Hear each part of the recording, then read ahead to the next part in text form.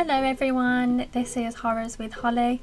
I am Holly and these are the horrors that keep us awake at night.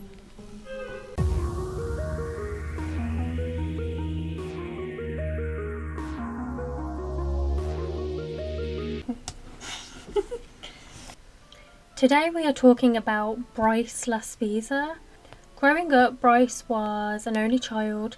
He had a great childhood. He was one to light up the room with his presence. He was really social. He had lots of friends. He was really easygoing, easy to get along with. He had a great relationship with his parents. They were quite open with each other, and Bryce's mum describes them as open books. Bryce Laspisa was born April 1994 in Illinois to parents Mike and Karen. He was an only child. He was loved by his parents. He was the type to light up a room with his smile and charisma. He had lots of friends. He was really easy to get along with and really easygoing in nature. He had a very open relationship with his parents. Karen, Bryce's mother, describes their relationship as being open books, and they had no real secrets between each other. Bryce was comfortable speaking to them about anything he needed to or wanted to speak to them about. Bryce graduated in 2012 and they relocated to California. Bryce would then go on to study industrial and graphic design at college. He was a talented artist and his portfolio and artwork was really impressive. In his freshman year, Bryce met a fellow student named Kim. They would start a relationship and she would become his girlfriend. Bryce's peers in college described him as a very respectful person, especially towards Kim. He was a really happy kid and really funny and was just generally well loved. Bryce started his first day of the sophomore year in August 2013, and after his classes he phoned home to his parents where he told his mum that his classes were great, he was having a great time and was excited to start his sophomore year. So that Labour Day weekend, something changed with Bryce. His friend and roommate and his girlfriend noticed that he had a shift in behaviour. He was suddenly drinking a lot, especially over the weekends. He would get through supposedly 2 bottles of hard liquor over the weekend. He began cramming in video gaming sessions where he would drink, and he would also take ADHD medication called Vyvanse, which was typically used for him to have more energy and be able to stay up later. So on the Wednesday night, Bryce's roommate called over to Karen and explained that he was worried about Bryce. Something was different. His behaviour was really odd and completely out of the ordinary. He explained that on the night prior, on the Tuesday night, he had been acting particularly different and it was kind of alarming to his roommate. He told Karen how Bryce had, during their evening in their room together, Bryce actually gave him his Xbox, which is supposedly like his prized possession. He really enjoyed playing his games on the Xbox. So it was really out of character for him to gift this to his roommate. And he didn't really have any explanation. He just kind of said, I want you to have this. He then took out his diamond earrings and handed them over to his roommate. Told him, these are really special. I want you to have them. I want you to keep them. Now this was really odd, given that the diamond earrings that he wore were actually his mother's and she gave them to him as kind of like a keepsake. Bryce's parents then received a second phone call from his girlfriend Kim. She had some serious concerns. He had turned up to her apartment, which was around 90 miles away from his own apartment. He had stopped by to explain that he wanted to break up with Kim. Although she understood what he was saying, she believed that his behaviour was a little bit erratic. She was worried about him driving, and so she actually took his car keys off of him. And Bryce then phoned his parents and he explained the situation and said, Kim has took my keys. I just want to leave. I want to go back to my apartment. I want to go home.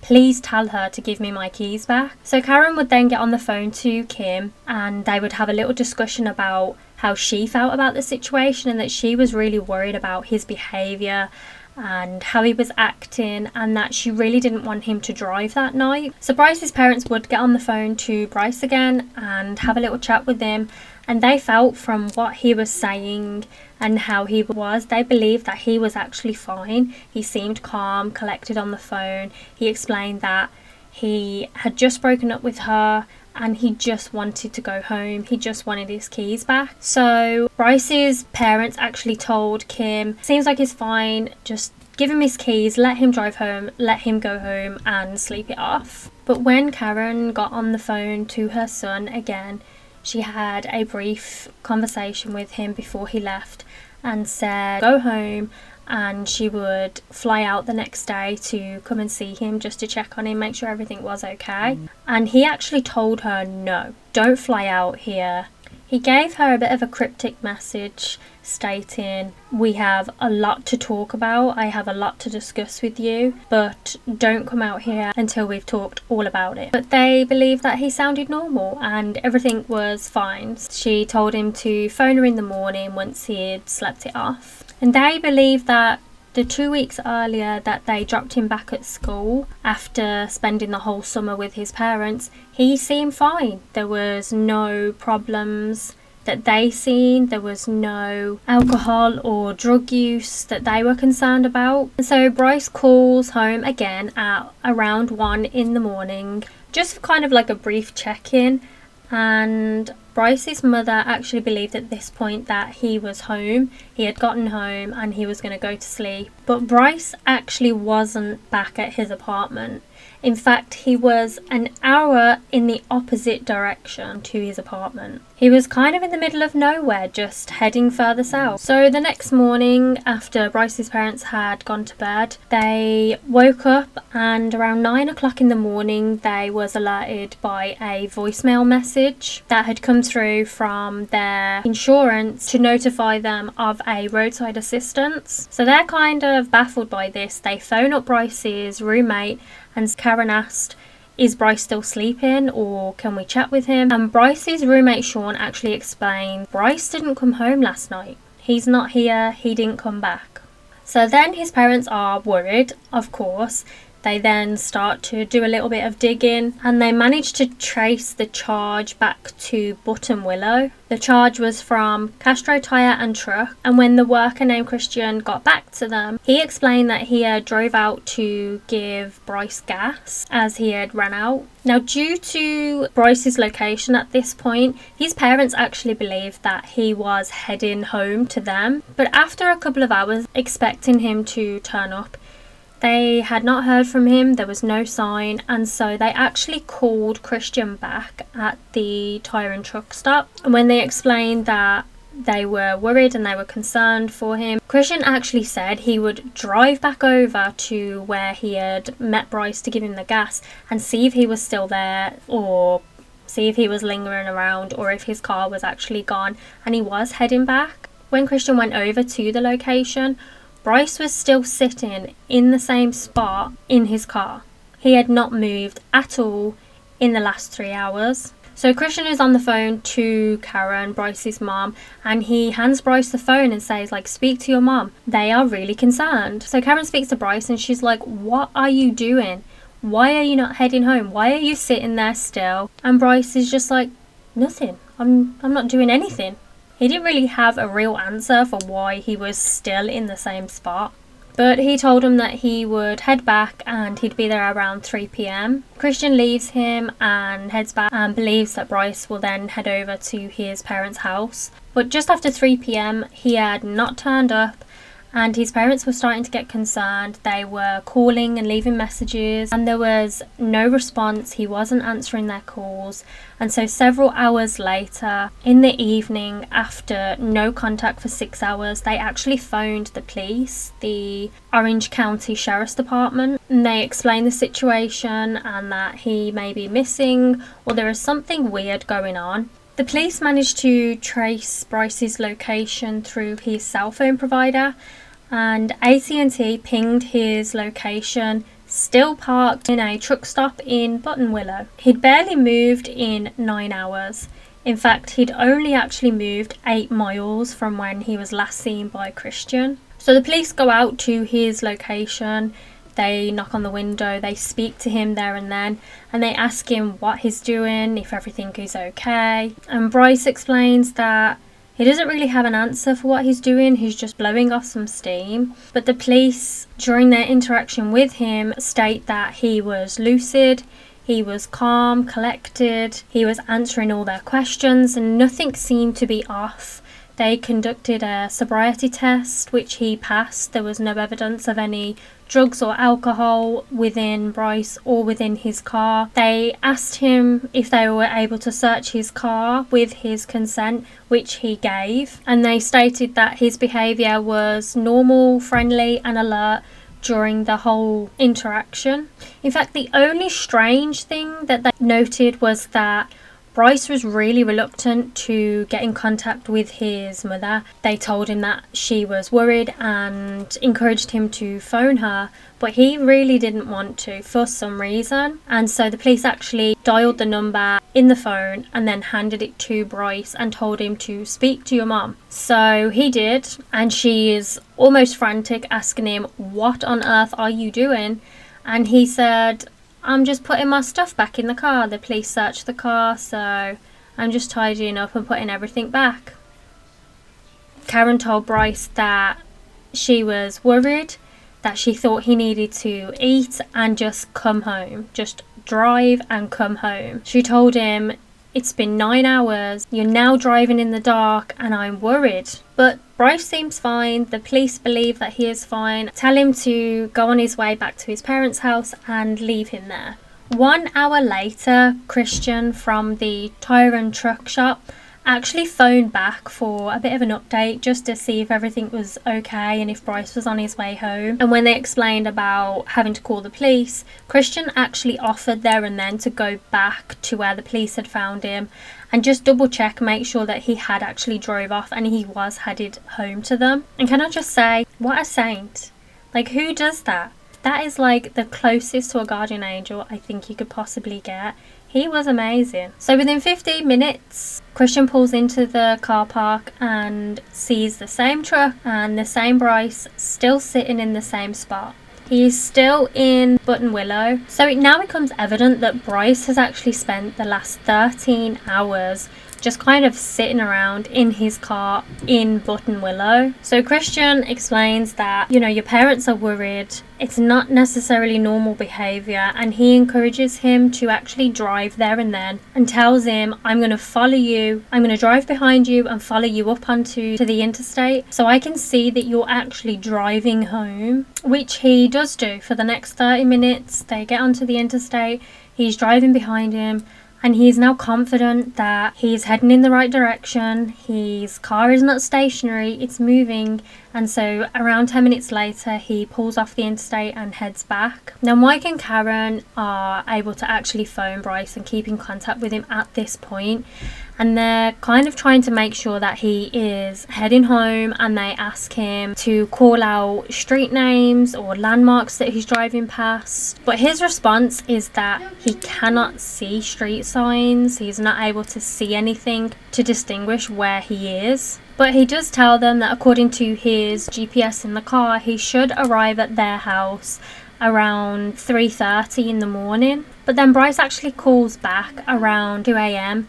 to tell his parents that he is too tired, he doesn't want to drive this tired, and so he's going to pull off the road and try and rest, which Bryce's mother actually thinks is a good idea given that she doesn't want him to drive tired. So the next morning around 8 a.m, Mike and Karen's doorbell rings, which wakes them up, and they kind of jump up out of bed thinking that Bryce is finally back, he's here now. And when they go down and open the door, it's not Bryce. It's actually a California Highway Patrol officer who asked them if they own a 2003 Toyota Highlander. And when they say, "Yeah, our son drives that car," he then tells them, unfortunately, it has been found abandoned around 5:30 that morning in Castaic Lake. They said that it was off the state recreational area and it had fell 25 foot off an embankment, front end first, and then fell onto its side. And this was only 2 hours north of their home, but unfortunately there was no sign of the driver. There was no sign of Bryce there or in the surrounding area. So the police went out and did an examination of the scene, and their conclusion is that based on the tyre marks on the embankment heading to the edge, he had drove onto the steep rugged embankment, and the tyre tracks that went downhill actually showed that he had not hit the brakes, he had not tried to steer off in a different direction other than off the edge of the embankment. In fact, he'd actually accelerated.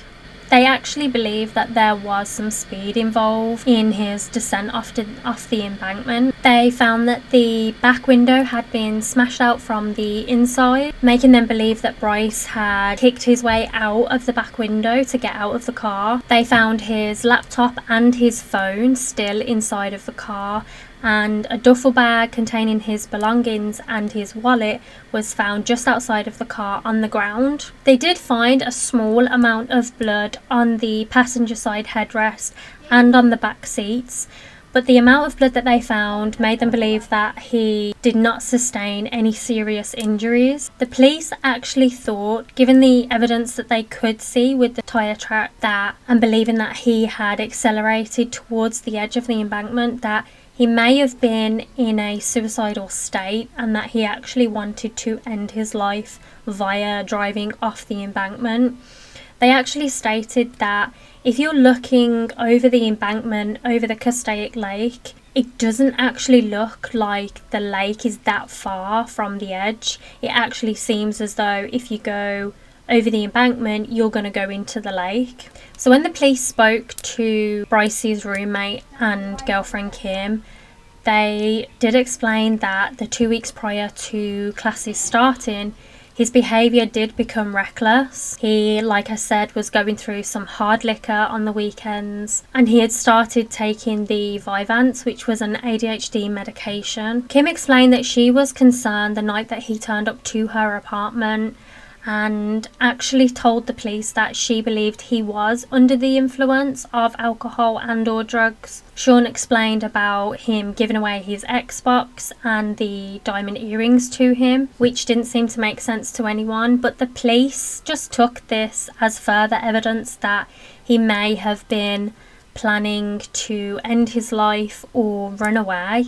But his parents wouldn't accept this. They didn't believe that he would get to a place without speaking to them about it where he felt like he had no other option. And in terms of alcohol and drug abuse, they did stand firm on the fact that, as many teenagers do, he did experiment with alcohol and marijuana use, but they stood firmly on their belief that he definitely did not have an alcohol or a drug dependence problem. A major search crew was brought in and a large-scale search was conducted for Bryce. They had deputies, volunteers, rescue teams, they had divers out in the lake. They had ATV and helicopters also searching the area for any signs of Bryce. But there was no sign, no real evidence, no leads, no witness reports, and no body. It did surface that stills of Bryce's car was taken via CCTV on Lake Hughes Road, which is the recreational area where he had pulled off the road. But the weird thing about that is that the first image was captured just before 2:10 in the morning, and 6 minutes later is when he phoned his parents to tell them that he would be pulling off the road to take a break and have a rest because he was tired, which makes sense given that he's pulling up where he did. But then the same CCTV captured Bryce's car and number plate again in the exact same spot on the same road at 4:29 a.m, going in the same direction he was going the last time the image was taken. So it seems as though he was just kind of driving in the same circle. Whether he was contemplating something or he was just blowing off steam and driving around, nobody really knows. The parents did return Bryce's laptop, wallet and phone and the rest of his belongings to his parents. Mike believed that he was kind of tech savvy enough to have a look through the laptop and phone and see if there was any clues or any indication or any evidence of Bryce's plans or state of mind at that point, but they found absolutely nothing.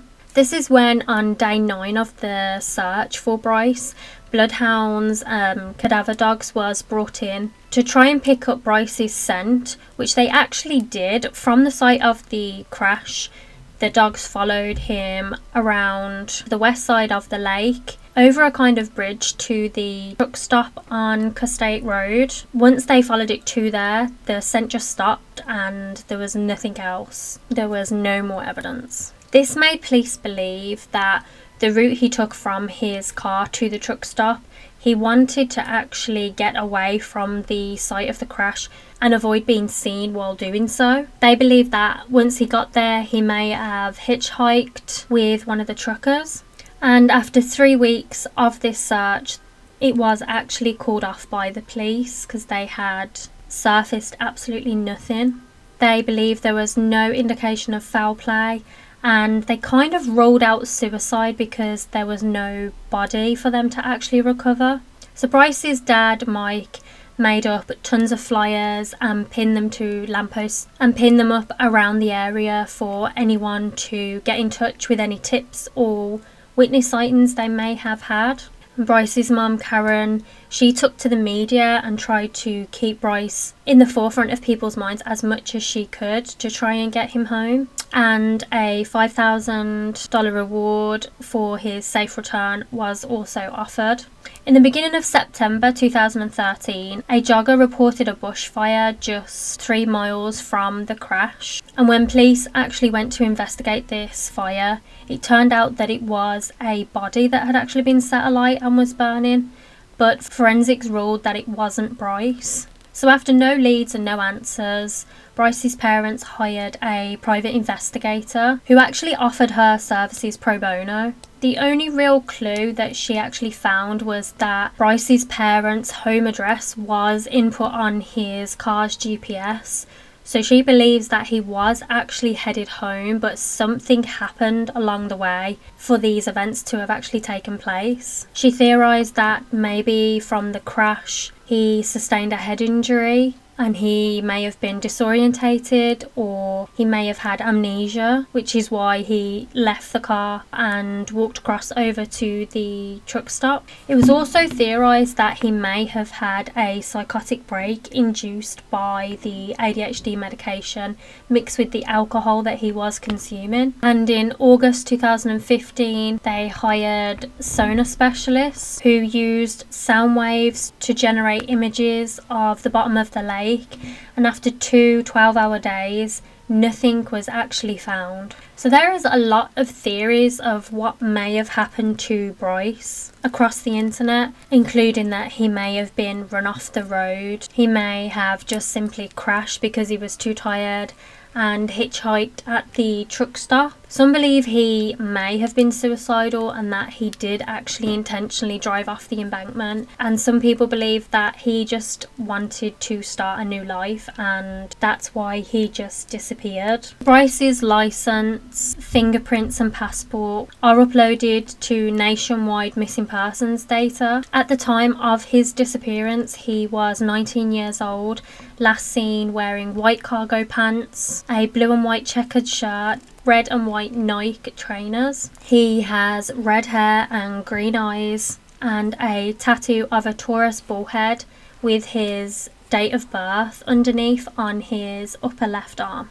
Bryce's mum explained on a documentary about Bryce's disappearance, that the heartache that they have had to deal with in the loss of their son is so much worse because they have no idea what happened to him or the circumstances around what happened to him. And I can't imagine feeling like your son is somewhere out there but you just have no idea where and if he'll ever come back. But I would be interested to know what you think about Bryce's case. And that is the end of this case. Bye!